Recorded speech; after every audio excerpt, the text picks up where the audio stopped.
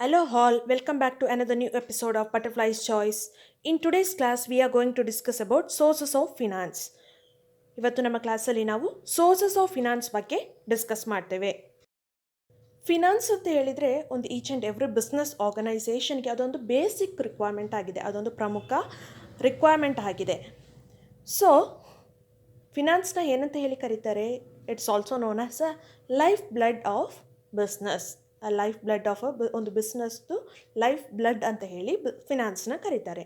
So ಒಂದು business ಸ್ಮೂತಾಗಿ function ಆಗಬೇಕು ಅಂತ ಹೇಳಿದ್ರೇನು, finance or capital is required. So sources of finance is divided under three main heads.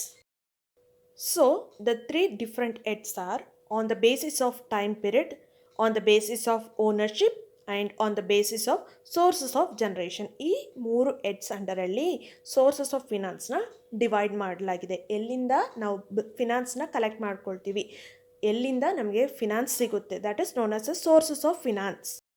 That first one is on the basis of period.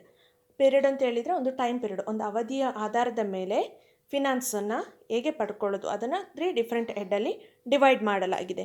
And that first one is long term, second one medium term and third one is short term. Long term ಅಂತ ಹೇಳಿದರೆ ಒಂದು ಫಿನಾನ್ಸ್ನ 5 ವರ್ಷಕ್ಕಿಂತ ಹೆಚ್ಚಿನ ಅವಧಿಗೆ ಪಡೆಯೋದನ್ನು long term finance ಅಂತ ಹೇಳಿ ಕರೀತಾರೆ. Medium term ಅಂತ ಹೇಳಿದರೆ 1 ವರ್ಷದಿಂದ 5 ವರ್ಷದ ಅವಧಿಗೆ ಪಡೆಯೋ ಫಿನಾನ್ಸನ್ನು ಏನಂತ ಹೇಳ್ತಾರೆ? Medium term. ಶಾರ್ಟ್ ಟರ್ಮ್ ಅಂತ ಹೇಳಿದರೆ 1 ವರ್ಷದಿಂದ ಕೆಳಗೆ ಬರುವ ಪೀರಿಯಡಿಗೆ ಫಿನಾನ್ಸನ್ನು ಪಡೆಯೋದನ್ನು ಶಾರ್ಟ್ ಟರ್ಮ್ ಅಂತ ಹೇಳಿ ಕರೀತಾರೆ.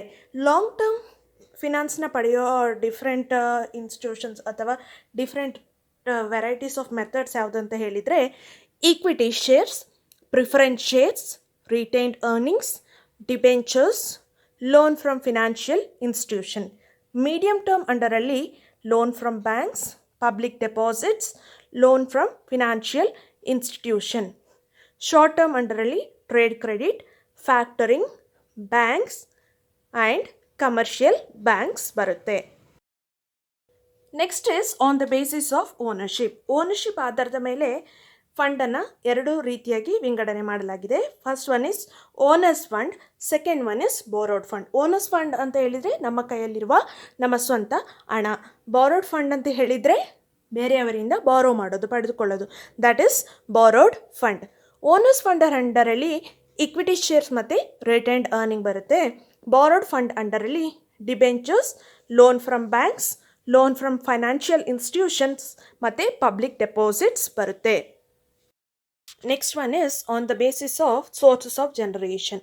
ಎಲ್ಲಿಂದ ಫಿನಾನ್ಸ್ ಜನ್ರೇಟ್ ಆಗುತ್ತೆ, ಎಲ್ಲಿಂದ ಸಿಗುತ್ತೆ, ಅದ್ರದ್ದು ಸೋರ್ಸ್ ಎಲ್ಲಿಂದ ಅಂತ 2 ವಿಧವಾಗಿ ಡಿವೈಡ್ ಮಾಡಲಾಗಿದೆ. ಇಂಟರ್ನಲ್ ಸೋರ್ಸಸ್ ಮತ್ತು ಎಕ್ಸ್ಟರ್ನಲ್ ಸೋರ್ಸಸ್. ಇಂಟರ್ನಲ್ ಅಂತ ಹೇಳಿದರೆ within the organisation, external sources ಅಂತ ಹೇಳಿದರೆ outside the organisation. Internal sources ಯಾವುದೆಲ್ಲ ಮಾಧ್ಯಮದಿಂದ ಸಿಗುತ್ತೆ? ಈಕ್ವಿಟಿ ಶೇರ್ಸ್ ಮತ್ತು retained earning. And external sources debentures, loan from banks, loan from financial institutions, public deposits, preference shares, commercial banks, trade credit and factoring. ಈ ವಿಧವಾದ ಮೂಲಗಳಿಂದ ನಮಗೆ ಫಿನಾನ್ಸ್ ಬಿಸ್ನೆಸ್ಸಿಗೆ ಸಿಗುತ್ತೆ.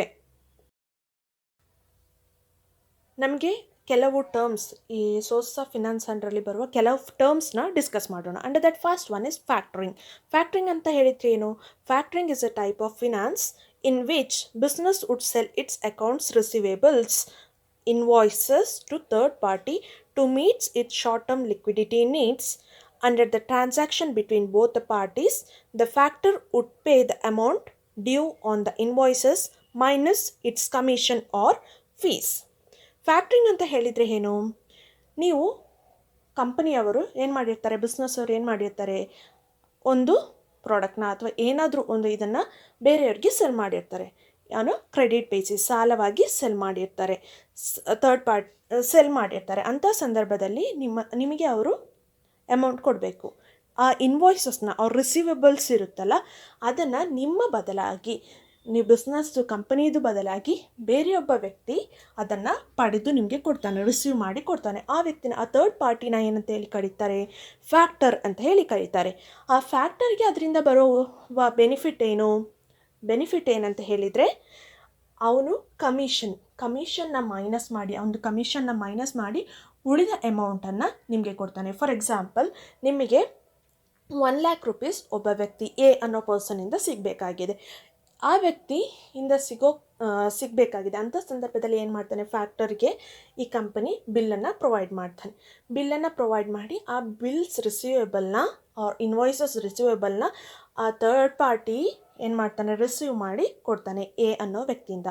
ಅದಕ್ಕೆ ಬದಲಾಗಿ ಅವನು ಒಂದು 10% ಕಮಿಷನ್ನ ಇಟ್ಕೊಳ್ತಾನೆ. ಸೊ 1,00,000 ಮೈನಸ್ 10% ಅಂತ ಹೇಳಿದರೆ ನಮಗೆ 90,000. 10% 10,000 ಅವನು ಇಟ್ಕೊಳ್ತಾನೆ, ರಿಮೈನಿಂಗ್ 90,000 ನಮಗೆ ಕೊಡ್ತಾನೆ. So that is a factoring.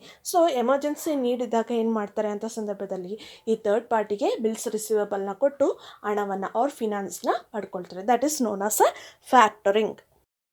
Next one is trade credit. Trade credit is the credit extended to you by the suppliers who let you buy now and pay later. Anytime you take delivery of materials, equipments or other valuables without paying cash on the spot, you are using trade credit. So trade credit ಅಂತ ಹೇಳಿದ್ರೆ ಏನು, ಟ್ರೇಡನ್ನು credit ಬೇಸಿಸಲ್ಲಿ ಮಾಡೋದನ್ನ trade credit ಅಂತ ಹೇಳಿ ಕರೀತಾರೆ. So ನಮಗೇನಾದರೂ product ಬೇಕು ಅಂತ ಹೇಳಿದರೆ ಸಪ್ಲೈಯರ್ ಏನು ಮಾಡ್ತಾರೆ, ಅದನ್ನು ಕ್ರೆಡಿಟ್ ಆಗಿ ಪ್ರೊವೈಡ್ ಮಾಡ್ತಾರೆ, ಸಾಲದ ರೀತಿಯಲ್ಲಿ ನಮಗೆ ಪ್ರೊವೈಡ್ ಮಾಡ್ತಾರೆ. ಸೊ ಅದನ್ನು ಟ್ರೇಡ್ ಕ್ರೆಡಿಟ್ ಅಂತ ಹೇಳ್ತಾರೆ. ನಾವು ಅಮೌಂಟ್ನ ಲೇಟರ್ ಪೇ ಮಾಡ್ಬೋದು. ಒಂದು ವ್ಯಾಲ್ಯೂಯಬಲ್ ಪ್ರಾಡಕ್ಟ್ ಆರ್ ಇಕ್ವಿಪ್ಮೆಂಟ್ ಏನೋ ಮೆಟೀರಿಯಲ್ ಬೇಕು ಅಂತ ಹೇಳಿದರೆ ಅದನ್ನ ಪ್ರೊವೈಡ್ ಮಾಡ್ತಾರೆ, ಹಣವನ್ನು ನಾವು ಲೇಟರ್ ಪೇ ಮಾಡ್ಬೋದು. ಸೊ ಅದನ್ನು ಟ್ರೇಡ್ ಕ್ರೆಡಿಟ್ ಅಂತ ಹೇಳಿ ಕರೀತಾರೆ. ಸೊ ಇದು ಒಂದು ರೀತಿಯ ಫಿನಾನ್ಸ್ ಆಗಿದೆ. Next one is public deposits. Public deposits are those deposits made directly to an institution by the general public. Public deposits ಅಂತ ಹೇಳಿದರೆ ಏನು, ಇದು ಡೆಪಾಸಿಟ್ ಜನರಲ್ ಪಬ್ಲಿಕ್ ಡೈರೆಕ್ಟ್ ಆಗಿ ಕಂಪನಿಗೆ ಇನ್ವೆಸ್ಟ್ ಮಾಡೋದನ್ನು ಏನಂತ ಕರೀತಾರೆ, ಪಬ್ಲಿಕ್ ಡೆಪಾಸಿಟ್ಸ್ ಅಂತ ಹೇಳಿ ಕರೀತಾರೆ. So a company wishing to invite public deposits to make an advertisement in the newspaper. ಒಂದು ಕಂಪನಿಗೆ ಫಿನಾನ್ಸ್ ಪಬ್ಲಿಕ್ ಡೆಪಾಸಿಟ್ ಬೇಕು ಅಂತ ಹೇಳಿದೆ ಅಂಥ ಸಂದರ್ಭದಲ್ಲಿ ಏನು ಮಾಡುತ್ತೆ ಕಂಪನಿ, ಅದನ್ನು ಅಡ್ವರ್ಟೈಸ್ಮೆಂಟ್ ಆಗಿ ಪ್ರೊಡ್ಯೂಸ್ ಮಾಡುತ್ತೆ ನ್ಯೂಸ್ ಪೇಪರಲ್ಲಿ. ಅಂಥ ಸಂದರ್ಭದಲ್ಲಿ ಪಬ್ಲಿಕ್ಸ್ ಅದನ್ನು ತಿಳ್ಕೊಂಡು ಬಂದು ಏನರಲ್ಲಿ ಕಂಪನಿಯಲ್ಲಿ ಇನ್ವೆಸ್ಟ್ ಮಾಡ್ತಾರೆ. So that is known as a public deposit. One is retained earnings. Retained earnings ಅಂದರೆ ಏನು, profits generated by a company that are not distributed as dividends but are either reinvested in the business or kept as a reserve for a specific objective. So retained earnings ಅಂತ ಹೇಳಿದರೆ ಒಂದು ಬಿಸ್ನೆಸ್ಸಲ್ಲಿ profit ಆಗಿದೆ, ಆ ಪ್ರಾಫಿಟ್ನ share ಹೋಲ್ಡರ್ಗೆ, ಪ್ರಿಫರೆಂಟ್ equity share ಹೋಲ್ಡರ್ಗೆಲ್ಲ distribute ಮಾಡಿ ಆದಮೇಲೆ dividend ಬಾಕಿ amount of profit ಉಳಿದ್ರೆ ಅದನ್ನು earnings retain ಮಾಡ್ತಾರೆ. ಆ ಕಂಪನಿ ರಿಟೈನ್ ಮಾಡುತ್ತೆ, ರೀಇನ್ವೆಸ್ಟ್ ಮಾಡುತ್ತೆ ಯಾವುದಾದ್ರೂ ಒಂದು ಇದರಲ್ಲಿ ಕಂಪನಿಯಲ್ಲಿ ಅಥವಾ ಅದರ ಏರಿಯಾಸಲ್ಲಿ ರೀಇನ್ವೆಸ್ಟ್ ಮಾಡುತ್ತೆ, ಅಥವಾ ಒಂದು ಸ್ಪೆಸಿಫಿಕ್ ಆಬ್ಜೆಕ್ಟಿವ್ಗೆ ಸೇವ್ ಮಾಡಿ ಇಟ್ಕೊಳ್ಳುತ್ತೆ. ಅದನ್ನು ಏನಂತ ಹೇಳಿ ಕರೀತಾರೆ, ರಿಟೈನ್ಡ್ ಅರ್ನಿಂಗ್ಸ್ ಅಂತ ಹೇಳಿ ಕರೀತಾರೆ. ಕಳೆದ ಅರ್ನಿಂಗ್ಸ್ನ ರಿಟೈನ್ ಮಾಡಿ ಸೇವ್ ಮಾಡಿ ಇಟ್ಕೊಳ್ಳೋದನ್ನ ರಿಟೈನ್ಡ್ ಅರ್ನಿಂಗ್ಸ್ ಅಂತ ಹೇಳಿ ಕರೀತಾರೆ.